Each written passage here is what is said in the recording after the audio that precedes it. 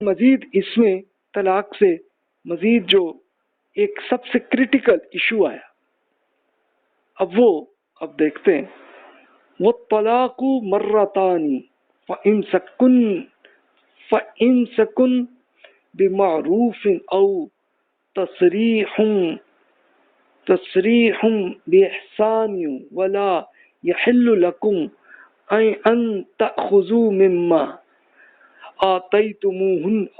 شيئا إلا أن يخاف ألا يقيم حدود الله فإن خفتم ألا يقيم حدود الله فلا جناح عليهما فيما افتدت به تلك حدود الله فلا تعتدوها ومن يتعد حدود الله فأولئك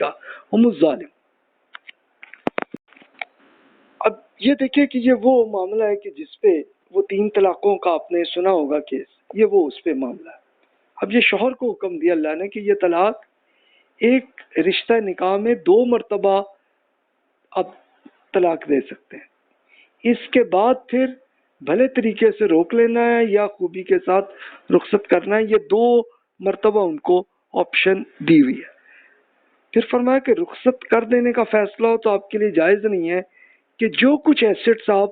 نے اس خاتون کو دے دیا ہے تو اس میں سے کچھ بھی اس موقع پہ واپس نہیں لے سکتے آپ۔ یہ صورت البتہ ایک ایکسیپشن ہے کہ دونوں کو اندیشہ ہو کہ وہ اللہ تعالیٰ کی شریعت پر قائم نہ رہ سکیں گے، یعنی اب ہے کہ شوہر نے جو کچھ بھی ایسٹ، کوئی گھر دے دیا ہے بیگم کو، کوئی ان کو سونا دے دیا ہے، کچھ بھی دے دیا ہے، جیولری دے دی ہے، جو کچھ بھی ہے، گاڑی دے دی ہے، جو بھی ہے، وہ واپس نہیں لے سکتے۔ لیکن ایک ایکسیپشن کر لی کہ اگر ان میں اتنی بری حالت ہوئی ہے لڑائی جھگڑے کی، تو وہ اب اگر اس میں وہ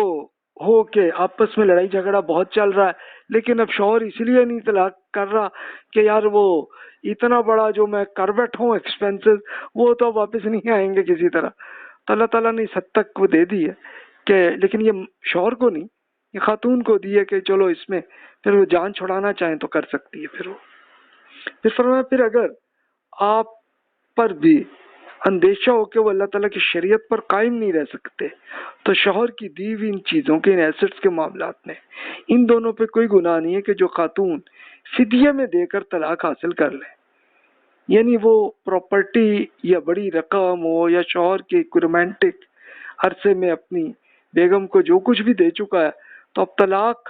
اس لیے نہیں دے رہا نا کہ بیوی اس رقم کی فدیہ کے طور پر واپس کر کے جان چھڑا سکتی ہے، کہ یہ اس کیس میں ہے، بس یہ اللہ تعالیٰ کے مقرر کردہ طریقہ کار ہے، سو اس سے آگے نہ بڑھیے گا اور جان لیجئے گا کہ جو اللہ تعالیٰ کے طریقہ کار سے آگے بڑھتے ہیں وہی ظالم لوگ ہیں۔ تو یہ وارننگ کر دی کہ دیکھو اس حالت میں بھی پھر بھی ایتھکس پہ رہو۔ اچھا وہ آپ نے سنے ہوں گے ہمارے زمانے میں ایسے کیسز ہوئے ہیں نا کہ خاتون نے جناب یہی وہ کیا کہ شادی کرتے وقت وہ ایگریمنٹ کرایا کہ ہاں بھائی تب شادی کروں گی کہ اس کا یہ گھر دو، مجھے گاڑی دو، اور بڑے ایکسپینسو وہ بڑے کر کے، مثال کے طور پر ایک وہ آدمی جو ہو سکتا ہے کہ کوئی 10 ملین روپیز خرچہ کر بیٹھا۔ اچھا پھر اس کے بعد رہا تو اب کیس آیا کہ جناب معاملہ چل نہیں رہا، لیکن اب وہ طلاق اس لیے نہیں کر رہا کہ یار اتنا خرچہ کر بیٹھا ہوں، کروں کیا، میں کنفیوز ہوا ہے نا،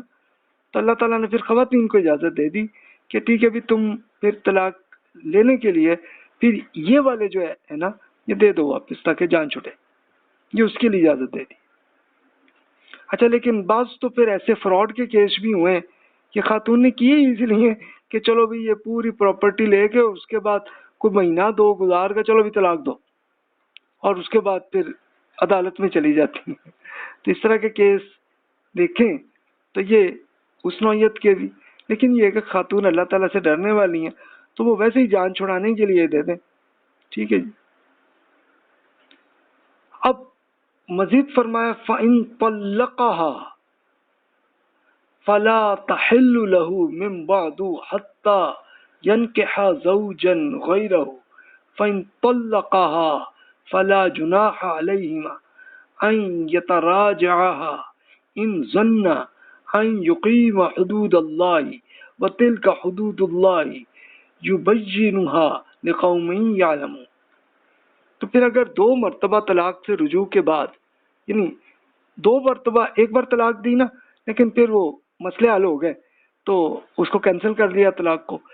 لیکن کچھ عرصے بعد دوسری پھر طلاق کی، لیکن پھر اس کے بعد حالات، پھر مسئلے حل ہو گئے، پھر اس کو کینسل کیا، یہاں کے بعد پھر شوہر نے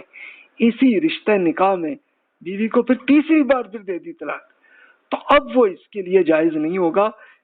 سوائے اس کے ایک ایکسیپشن یہ کی کہ شوہر نے پھر دوبارہ کسی دوسرے آدمی سے شادی کر لی، تو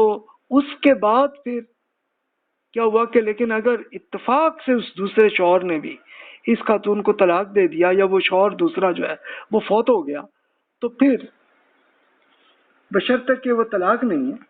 یعنی یہ کوئی سازش نہیں ہے، بلکہ وہ پہلے میاں بیوی کے لیے ایک دوسرے کی طرف رجوع کر لینے میں کوئی حرج نہیں.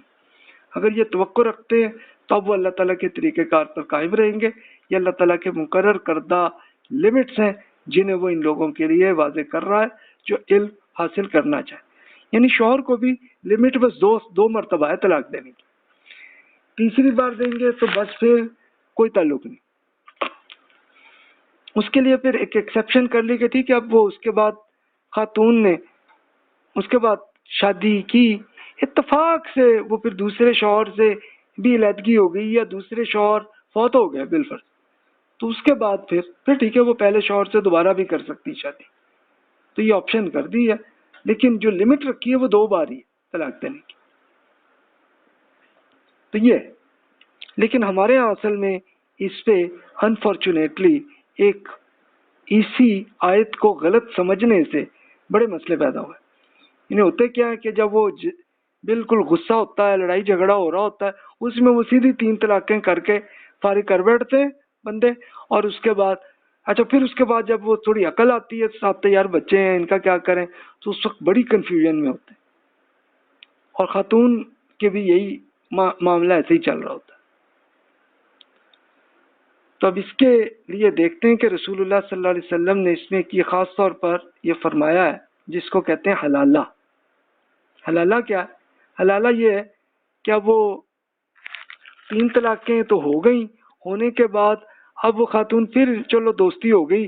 پہلے شوہر سے، تو بس ایک سازش کے طور پر بندے سے کہا یار بس تم نکاح کر لو اور تم کو گھنٹے 2 کے بعد طلاق کر لو تاکہ چلو یہ جائز ہو جائے کہ میں پہلے شوہر کی طرف چلی جاؤں. تو یہ اس کے لیے، تو ان کو کہتے ہیں حلالہ. اس کے لیے رسول اللہ صلی اللہ علیہ وسلم کے ارشادات کو دیکھیے. عقبہ بن عامر رضی اللہ عنہ بیان کرتے ہیں کہ رسول اللہ صلی اللہ علیہ وسلم نے فرمایا اگر میں آپ کو کرائے کے سانڈ کے بارے میں نہ بتاؤں. صحابہ کرام نے عرض کیا کہ جی حضور فرمایا کہ وہ حلالہ کروانے والا ہے، اللہ نے حلالہ کرنے والے اور اس شخص پر لعنت فرمائی ہے جس کے لیے حلالہ کیا جائے. یعنی اب یہ ایک سازش کے طور پر یہ جو دوسرے آدمی کو ایک بس وہ گھنٹے کے لیے جو نکاح بنا بیٹھا ہے، تو اس کو رسول اللہ صلی اللہ علیہ وسلم نے اللہ کی لعنت اس پہ بیان فرمائی ہے. اور یہ فرمائی یہ بالکل کرائے کے سانڈ کی طرح ہی ہے. اب یہ کرائے کے سانڈ کیا ہوتے ہیں؟ یہ وہ بھائی جو گاؤں والے ہیں وہ زیادہ بہتر سمجھتے ہیں. ہوتا کیا ہے کہ یہ بھینسوں اور گائے کے لیے ہے نا کچھ ایک رکھے ہوتے ہیں، ایک کٹا یا ایک سانڈ جو ایک رکھا ہوتا ہے. اسی لیے یعنی وہ ہوتا کیا ہے کہ وہ بھینس کے ساتھ وہ ازدواجی تعلق کیے رکھتا ہے، اور اس پہ جو اونر ہوتا ہے جو اسی سانڈ کا ہوتا ہے وہ اس پہ کرایہ لیتا ہوتا ہے، تاکہ اس کا مقصد یہی ہوتا ہے کہ اب وہ دوسری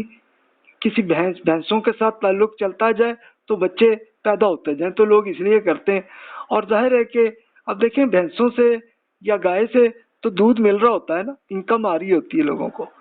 لیکن جو